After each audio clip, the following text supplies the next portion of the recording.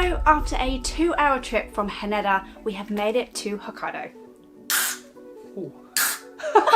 We're James and Alex. We travel full-time, ticking off places around the world, and we have just spent winter road tripping through Japan's northernmost prefecture. Japan is a country that we fall in love with more and more every time we visit, and in this video we will be sharing with you our top things to see, do and eat across Hokkaido. Exploring Japan through winter was a first for us, and some of these activities will definitely blow your mind and perhaps even sway you to booking those flights to Japan. Who thought it would snow so much in Japan? But if you want detailed vlogs of our time here, we will link the playlist in the corner now. Okay, so what you've been waiting for, starting this off in Hokkaido's capital city, the Sapporo Snow Festival. It's a frosty extravaganza held every year in February, and make sure you bring winter gear because there will be snow. Imagine the best snow sculptures you have ever seen, from famous landmarks, adorable anime characters, and some even the size of buildings. There are sculptures absolutely everywhere in this park. The attention to detail on some of these sculptures is absolutely amazing. So the Sapporo Snow Festival is only on for 1 week out of the entire year, so we are pretty lucky to be here while it's on. So after getting your steps in for the day, why not warm up your soul with some mouth-watering ramen down Ganso Ramen Alley.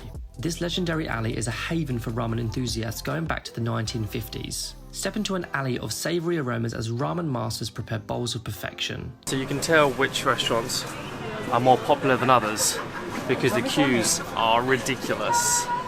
Each stall presents its own twist on the beloved dish, from rich and creamy miso ramen, which is famous in Sapporo, to delicate soy-based broths, our favourite. Ganso Ramen Alley has it all, but the hardest decision will be picking which restaurant to eat in. Ooh, it burns you inside, but I love it. Next up is the Sapporo Beer Garden. Get stuck into an all-you-can-eat Genghis Khan barbecue, and oh my gosh, it was so good. So guys, we've got chicken, we've got pork, we've got lamb, bean sprouts, cabbage. We are so surprised how much food we've actually made it through so far. The barbecue typically starts from around 3,000 yen per person, and they just kept bringing out food until we were full. I have no idea what this is. I think it's pork. We need to order some more.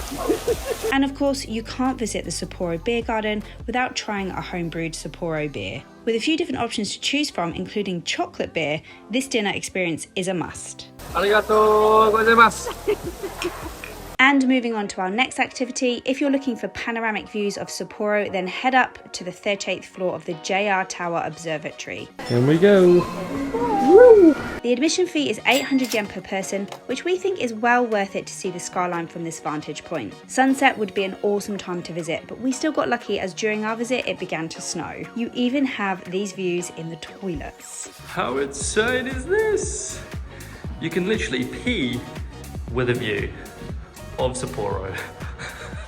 Insane. If you're looking for hotels to stay in Sapporo, then we have a couple of recommendations where we stayed. Our first night was at Bespoke Hotel. This is more of a modern vibe in the centre of Sapporo. It has a super cool industrial vibe inside, and the rooms were really comfy and spacious for Japanese standards. Bespoke. Welcome to Hokkaido, guys.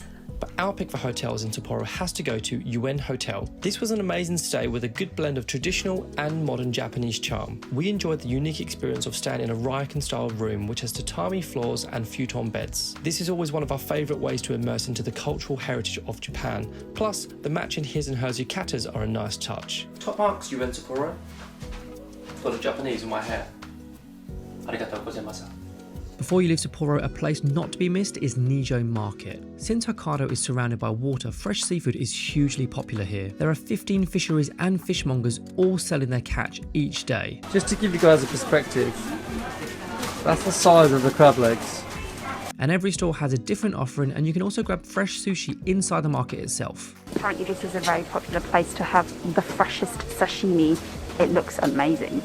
The next region we will share with you is Asahikawa. Located a little further north than Sapporo, Asahikawa is the second largest city in Hokkaido. The city is surrounded by stunning mountains and also holds the record for the coldest temperature ever recorded in Japan, with temperatures sometimes dropping below to minus 40 degrees Celsius. So we have made it to Asahikawa, and first up today is we are heading to a ramen house to try some ramen. And the local ramen here to try is the soy sauce, which is called shoyu. Asahikawa is considered one of the best cities in Japan for ramen lovers. It's well known for its delicious and varied ramen, including the famous Asahikawa style soy sauce ramen. We stopped at Alba Ramen House, a cute little store with a very long queue outside at lunchtime. Always a good sign.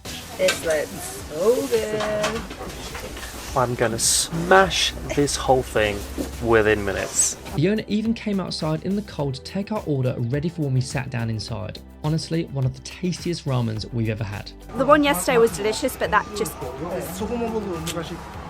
Now, another thing to add to your list in Hokkaido is the Asahikawa Winter Festival, also known as the Ice Sculpture Festival. We've made it to the Winter Festival, which started literally today. This happens around the same time as the Sapporo Snow Festival, which is in February. It lasts for around 1 week and the sculptures are extremely impressive. Dare I say, these ones might be even better. Different to Sapporo though, at night time the ice sculptures are beautifully illuminated, which is pretty magical. They even had a singer and fireworks for the opening night. It was amazing.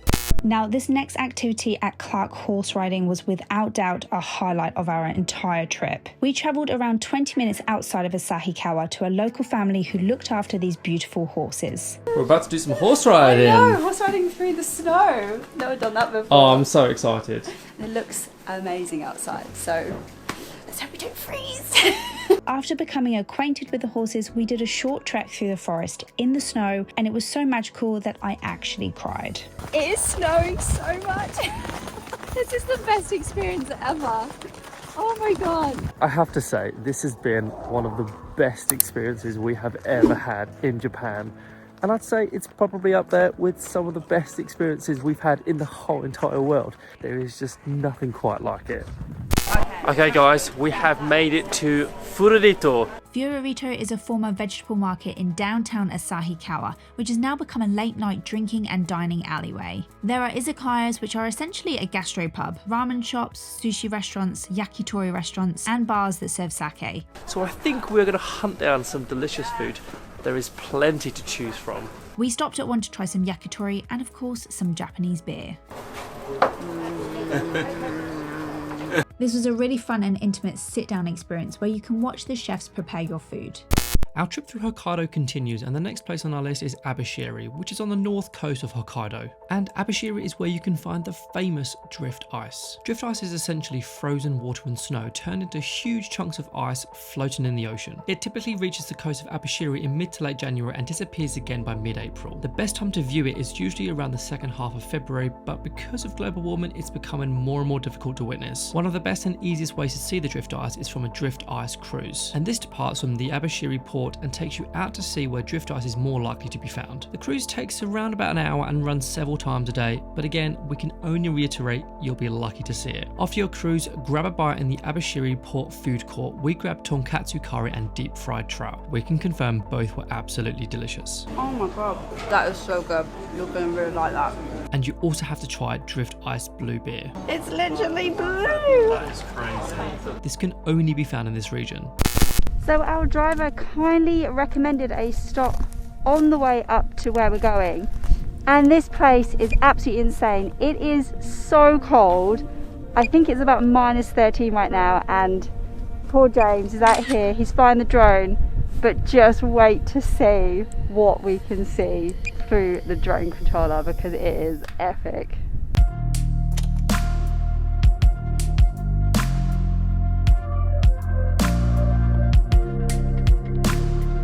We were so gutted that we didn't see any sort of like drift ice on the drift ice cruise. However, the fact that our driver recommended this spot, which was only 15 minutes drive from the actual port of where we took the cruise out, and we've seen so much of it, we're very happy. Like, it's amazing. Make sure you save where this lighthouse is on the map. We'll put a link in the description below.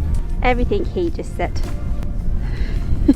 Now guys, if you find yourselves going from Abashiri to Shiratoko, then make sure you stop at what's known as the roadway to heaven, I believe, or the road to the sky. There is this 28-kilometer road just behind us that is absolutely amazing. There's even a picture of a bear holding a selfie stick saying road to the sky. Pretty special spot, especially during the winter with the sun setting and the snow everywhere.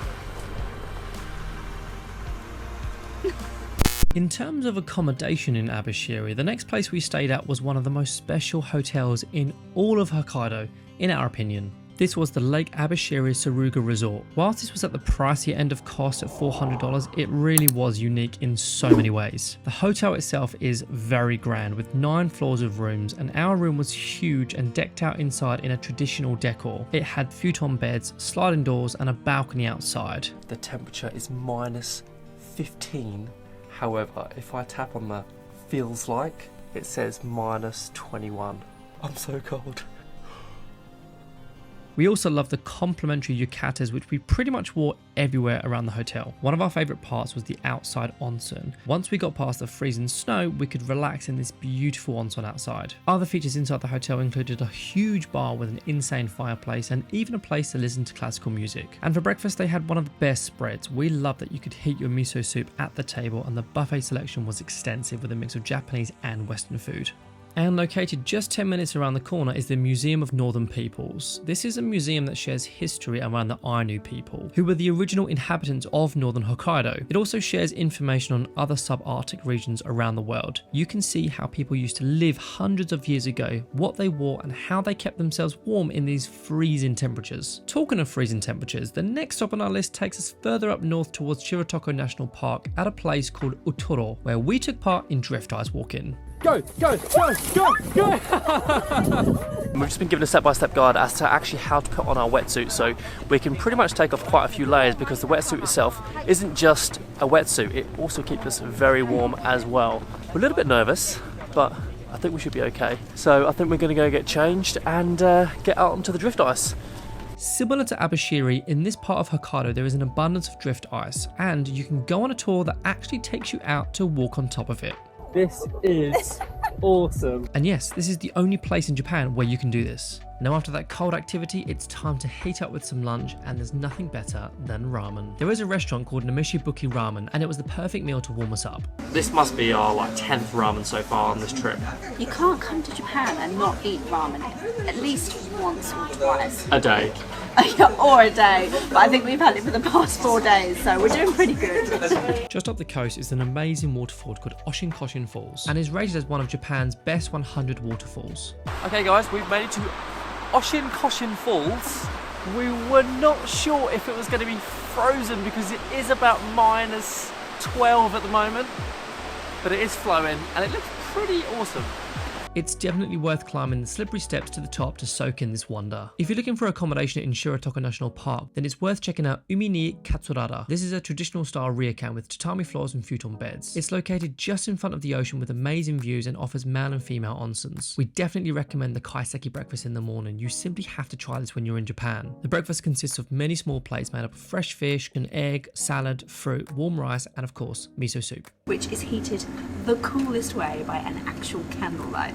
Or the hottest, coolest Or the hottest, coolest way. So yeah, we're going to get stuck in so that we have time to eat, go pack and get ready for today's activity, which by the looks of it is going to be absolutely epic. Now that we have our stomachs filled, it was time for one of the most exciting activities that we have experienced in Hokkaido, snowshoeing in Shirotoko National Park. Okay, so our snowshoeing trip / adventure is about to commence. I don't know what to expect. We've got our snowshoes on. I guess now it's time to go walk through the forest. Our winter wonderland trek through the forest has commenced. To be able to walk through this amazing forest is nothing short of spectacular.